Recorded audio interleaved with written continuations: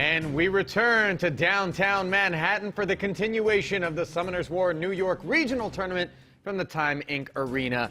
Ali Najad, Claytano, and Childish have borne witness along with you to an amazing first half of action in the round of 16, which saw some upsets in the form of Chuffles, who we said was the lightly discolored horse, not the dark horse per se, as he got through Sin Booty. And now, during the break, we were discussing things.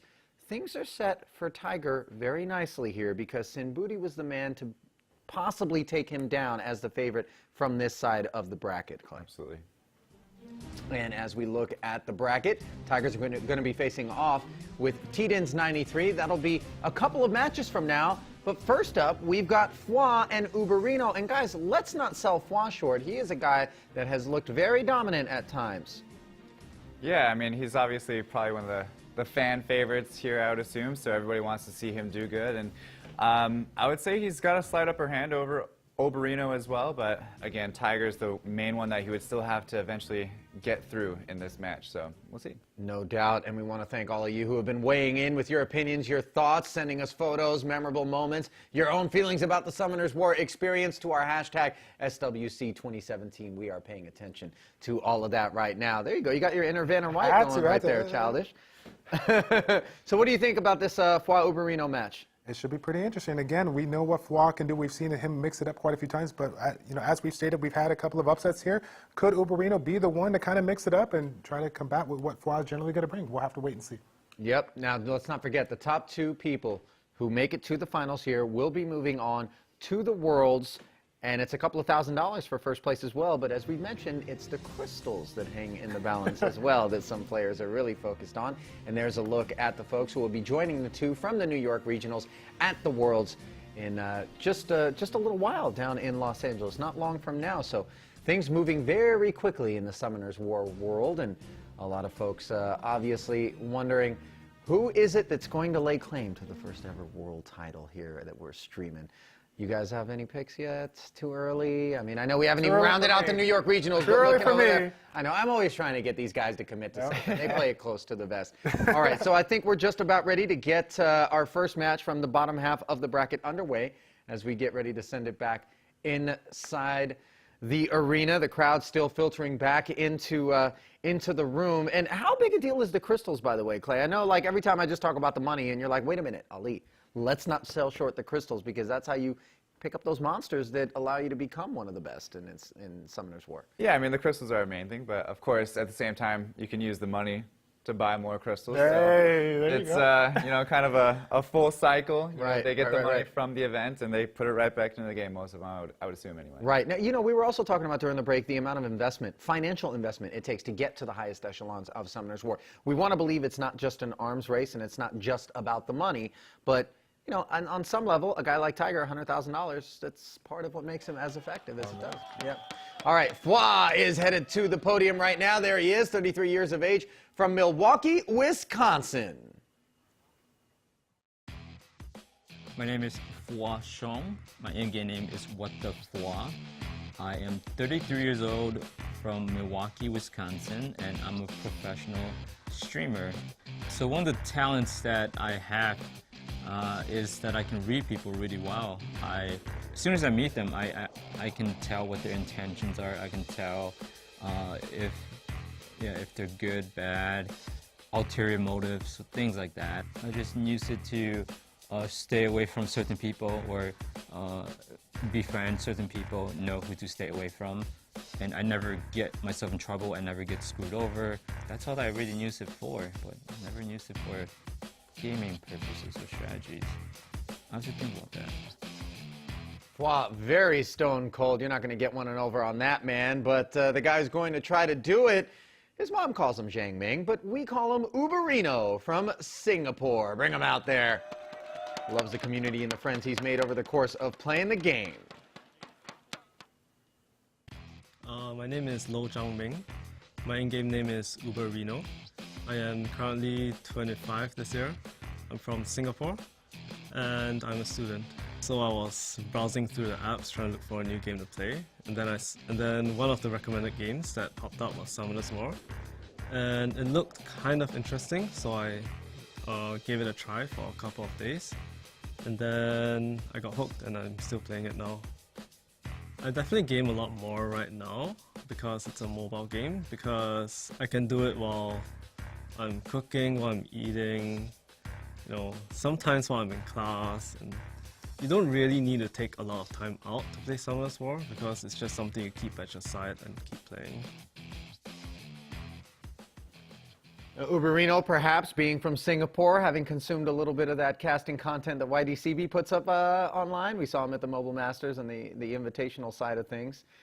He's a decorated character. He definitely is. Somebody that has a huge following on YouTube as well, and maybe he took a couple plays out of YDCB's book, or maybe it's vice versa as well in this match, because we see that Uberino is obviously one of the best players in the game if he's here today. Yeah, top 25 as we get things underway in game one in the bottom half of our round of 16 between FWA and Uberino. Take it away, Childish. All right, it looks like FWA has locked down Tiana for the first pick, and Uberino answers back with the CR Orion combination. FWA is looking to bring Shibu and Ganymede here. We got a speed lead over here, and of course Ganymede, a crucial component when it comes to a lot of FWA style. Uberino has the second round of picks locked down, bringing that Perna and Bastet. Really strong. He really looks like he wants to push that first turn and try to take out an opponent, Clay.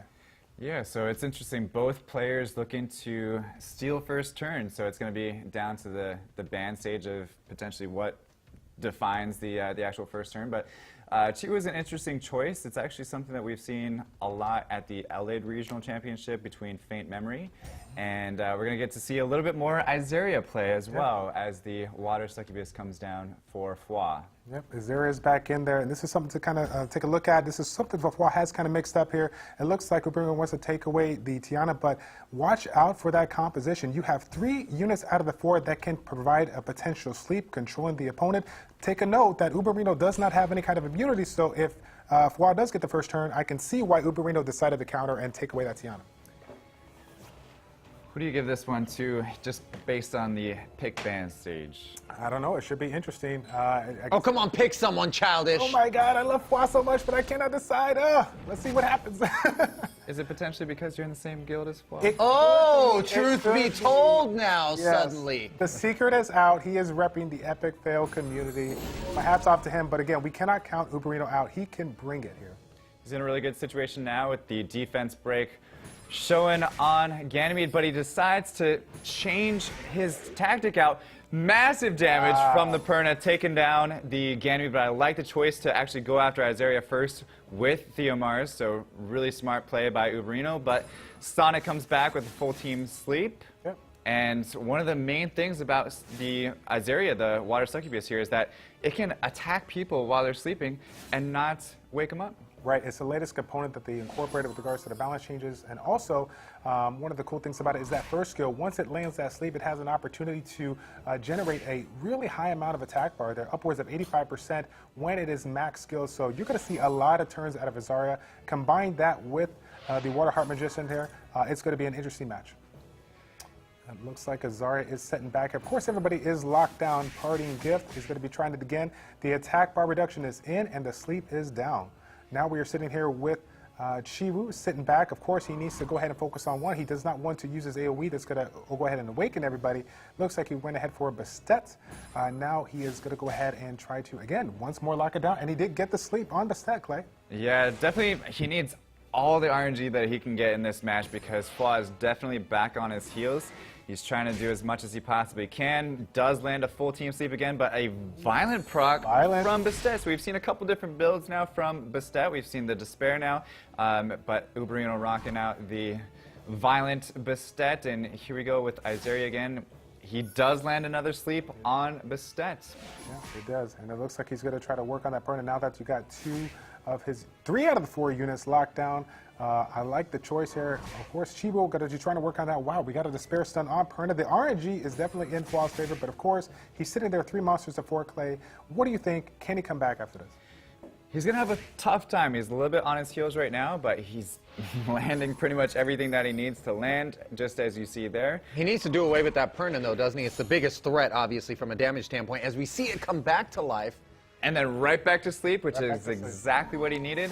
The only other threat that would be on Uberino's team is the Theomars. They're able to do a lot of damage, and it kind of has the same sort of aspect where you can't just kill it one shot. It does have that the skill there that allows it to stay alive for yet another turn there. Yeah, the indoor buff there, yep. All right. So it looks like he's going to be going ahead and work down Theo. I like the choice using the second skill, providing the beneficial effect blocker, not allowing him to use that indoor buff that we were talking about if he loses all of his life. Oasis Blessing is in, but unfortunately, Uberino cannot take advantage of it because of that beneficial blocker that was a crucial component to keep Theo alive. I think he's going to be able to take him out, Clay. Yeah, but I mean, that Violent Bastet doing work here today. And is he going to be able to take down the Theomars here? He should be able to. Yep, he should. He went for Bastet. Interesting choice considering the attack bar on Bastet. But of course, we have the Waterheart Magician here, Sonnet. Go ahead and start it on the way. Is he going to get that sleep? Oh, he misses it on Theo. Theomars. And now Theo is up. Oh, wait a second. The dot is in. And Wow. Wow, unbelievable. You almost think that that was calculated by FWA. You would like to think it anyway. Yeah, yeah. If there's anybody who it would have been calculated out of, it is FWA, obviously. Definitely agree with that. And FWA signaling for something right now. Yeah, but looks like there might be a connection issues there. The attack bar completely gone, as we saw. So the turn counter, anyway, ran out. So we'll see if they're able to get the match back for us here. I think he was just signaling to let us know, yeah, guys, that was on purpose. I just want to make sure for the record, I knew exactly what was going on there. Well, definitely. If there was some issue with regards to the attack bar, that's something that they want to kind of figure out coming into the next match, because every time you let the attack bar reduce to the very end, it will actually speed up as you go into the next match. So there's a certain amount of seconds that they will have to do their turn. If it goes all the way, it will be reduced. And then, of course, that will take away some time that they can do for future attacks. Yep. And we've got our tournament official, Jamar, out there. Plenty of Come2Us staff available on hand as well to help navigate any of these unforeseen circumstances. As it looks like we are addressing the issue. Okay, yep, still sitting here with the attack. And by the way, this is, this buys time for the opponent as well. I mean, FWA's the one dealing with the issue, but if you're on the other side of things, as Uberino is, you want to be thinking, okay, hey, now I've got all this time to really stop and reevaluate, because speed can come into it. Some people make decisions a little bit faster and more efficiently than others, especially when the pressure is on, like we've mentioned in situations like this. Yeah, and FWA, in this situation, I almost counted FWA out. I was really surprised at how he kind of battled back. Of course, he had some luck on his side as well, landing pretty much every debuff that he needed to land, and he's right back in this match when he was on his heels at the start of it. If he's one of the people that can do it, he definitely can. Him and Simbudi are definitely known for not, pressing that end button until the very, very end. And of course, we'll have to see what he does. He got a nice set of monsters here that's going to be able to control it. Hopefully, we can get back into the match and see what outcomes of it. Well, I'm being told now that our tournament official has determined that a hard reset is going to be required in order to remedy the issue that we're having right now. So, Childish, in looking at the scenario as it stood right here, do you feel like it was as balanced where a hard reset doesn't necessarily give the advantage to somebody who was behind? Was FWA that far behind where he's benefiting from this? Or is it pretty much, could have been anybody's match here, so no big deal? I mean, we do see the Azaria there with almost nothing left on the HP. Right, yeah, this is gonna be interesting to see how they go ahead and play it out. Of course, keep in mind that it looks like okay, so we are actually going to pick up the match. Do not require a hard reset, so we stand corrected as we get right back into it. All right, here we go. It looks like he does take out the Azaria Yep. from Perna, and now we have FWA's Chiwu up to bat, trying to get the sleep on Perna. Can he get it? He did not, but he still does a respectable amount of damage. We'll have to see what happens now. Yeah, Chiwu doing a lot of damage there on the Perna. You would say that's the only other monster that he needs to get down, but he does take it down with Sonnet. Exactly what he needed to do, now leaving it up to 2 support monsters to battle it out to see who wins this first game. Take note on that strategy here. FWA went for the beneficial effect blocker because he knows Baset's going to be coming up short to have the Oasis Blessing up, but it looks like Orion's going to be able to get it out. We do have a sleep on it, but of course there's only a 1-turn sleep. Orion should be able to clear that so Baset can follow through with the buff. Is he going to get the chance? No, he is not. The sleep is landed. Distorted healing meters providing the AoE sleep and the dot. Pretty interesting turn of events. Be careful for that Violent Bastet, though, as it comes to its next turn here. But is he able to take down the Orion? I'd say that's FWA's next biggest threat. Does get a defense break on Chiwu. Does it give Uberino enough to take it down with the first turn? All right, let's see. Ooh, he survives. wow, with the unbelievable. But he's able to come back with his Orion, and I think Uberino might have just sealed this first game in his favor with the Orion being so prominent here against one monster, able to get the stun and the defense break, and massive damage coming from that Bastet as we get into the farther ends of the match here today. Wow, so Uberino coming up big against the Epic Fail Guild member, Childish's guildmate, WhatTheFWA. And you know him better than most, Childish. How is he going to adapt after having fallen 1-0 here in this match? If there's one person that can adapt, that's going to be WhatTheFWA. I know he's going to be mixed it up. He's definitely going to take note on that Bastet, being on the violent set. The violent versus the Bastet, split. yeah. He's probably going to know that he can essentially outspeed him if he wants to go with kind of a more speedy kind of approach here. But I don't know. That's the thing about WhatTheFWA. He loves to really mix it up. A very innovative player. Yeah, we hadn't seen the Sonnet, I don't think, at any point, whether it was in LA or even here, and not simply by virtue of being banned. No one had drafted that monster once, to my knowledge. So looking to bring a little bit of, change up here to the mix. But sometimes I'm tempted to think, if it ain't broke, don't fix it. A guy like WhatTheFWA, who's got an incredible record in RTA, does very well for himself. I mean, why change things up? If you're able to get through so many people, they know what to expect. Maybe he's outthinking himself. Maybe he's going a little bit, too... I mean, it's funny to say that he's outthinking himself. He does put a lot of thought into everything that he does, but he actually uses Sonnet quite often on his streams, on his videos.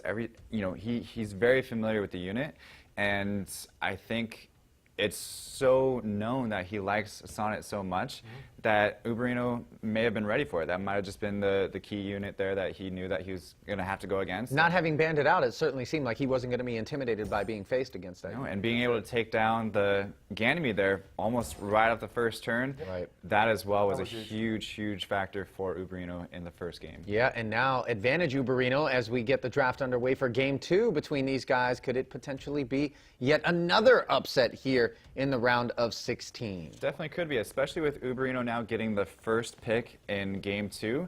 Gives him the option to pick basically any monster that he wants, and he does go with the Sierra first pick. Yeah, it looks like we got an interesting lineup here. Uberino really going to push the envelope, trying to get that first turn and see what he can do with his composition. He has not brought out any of the DPS outside of Sierra right now, and right now, WhatTheFWA has a ton of sustainability, provided he's running the Bastet and Wusa combination, Clay. Yeah, WhatTheFWA's strategy has always been very supportive. Doesn't bring a whole lot of damage on his team, and sometimes it hinders him, sometimes it gives him the sustainability, but I do like that he picked the Bastet away from Uberino because he doesn't want to deal with that violent Bastet as you saw last game. Good example of the immediate adaptation from WhatTheFWA there. Yes, but here comes a Zeros, which, again, we don't really see very often. We saw it in LA with Sai taking out WhatTheFWA with the Zeros pick, along with Bastet as well, so we kind of have the same matchup here, but instead he has the Wusa along with Zeros as well. Yeah, well, let's not get it twisted right now. Uberino bringing something we haven't seen drafted, I think once maybe in LA Regionals. We got Charlotte, the Windicold girl here. This unit, if it gets the first turn, it's going to be able to reduce the attack burst if there is no immunity.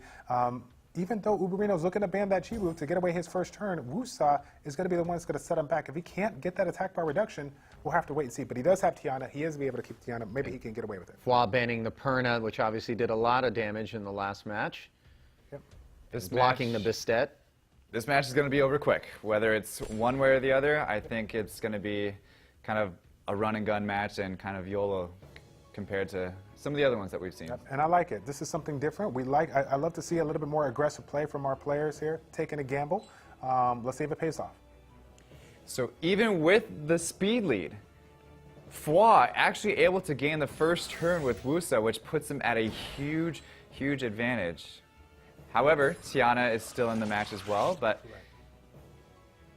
he does it. He's actually able to cut in between, giving him the advantage now with Uberino, coming now with the Charlotte that we haven't seen too often here, and landing 3 stuns. 3 out of the 4 stuns and getting a good amount of attack bar reduction on 2 of the units here.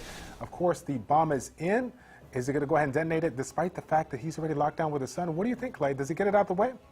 I would just do the attack bar, which is exactly what he did there. Gained the attack bar, went against the Bastet, Down And goes the Ganymede. Down goes the Ganymede. This is not a good situation for FWA to be in. He is not looking good. What do you think about this, Childish? Is there anything he can do to get back into this? I don't know. He lost a crucial component of his composition, and rightfully so. That was the one that Uberino should have focused down. Zyros with the AoE reset can be a great combination, but of course, He needed the stun from Charlotte on Zeros. He did not get it, so Zeros able to not do as much damage as I was hoping it to do, especially with the attack power boost from the stat. So maybe it's more of a tanky build Zeros there, but I would imagine, yeah, definitely. And that's something you want to kind of watch out here. YOLO builds versus tanky builds. This is something that generally will, take a little bit of time if you don't have a crazy YOLO composition. So there it is right there, 10K on that unit, and now Zyros is down. It is now in favor of Uberino for Monster 2. This is interesting situation for FWA. I don't know if he can come back. I don't think there's any way for FWA to come back in this, unfortunately. Everybody wants it, but the bombs are up from Sierra, decides not to detonate, lets it come around for another turn for Sierra, and FWA will not advance to the next round, unfortunately. So Uberino, though, showing a very, very strong strategy against FWA. Yeah, he definitely has been studying his game. I'll tell you what, guys, if I told you before we got started today that Sin Booty and FWA were both going to get knocked out in the first round, you probably would have slapped me and told me to take it back. I mean, just a real surprise, I think, for anybody out there who follows Summoner's War and understands the strength of those players. Granted, some of it was the unluck of the draw with regards to Sin Booty having to face Chuffles. And here for FWA, Uberino, maybe a little more under the radar than FWA, is one of the more prolific casters, showing that he's not intimidated by them. Yeah, he had a great showing, like I said, very, very dominating, and he was ready for FWA, that's for sure. He had all this time that we've been going so far in this tournament to decide how he wanted to come out of the gate, and very, very smart choices overall. And I don't know, what do you think, Childish? Put that Sierra to work. That's his favorite unit. He did, and like we said before, we have a lot of front runners, and I think that's great for these other competitors. We got a lot of people taking the spotlight. Now these people that are sitting under the radar, they really got to take a time to kind of work on what they want to kind of do to strategize versus the opponents here. We got some interesting upsets here on the first round of 16. Yep. And here it is, following through with Uberino. 3 more matches to go, but before we get to him, let's send it down to Maria Ho, who's standing by with the winner. Uberino, playing in the second half of the bracket after the bracket was recently revealed, you had a little bit more time to prepare for your opponent. So what did that look like for you? To be honest, I didn't really prepare much. I already have a plan beforehand, and I just stick to my plan. Okay, well, And it worked out, yeah. well, it seemed that the plan did indeed work out. You came down here, you were all smiles. Was it because you were excited? Did you feel like FWA was going to be really tough for you? Or maybe was it just because the audience was clapping and it's very exciting to play in front of a live audience? It's definitely very exciting, and I'm very, very nervous. And backstage, I actually told FWA that he is one of the players I do not want to match up against. And I'm as surprised as everyone else that I actually won. Okay, well, it's probably going to get a little tougher from here, but you have some more time to prepare now, so we will see you in a little bit.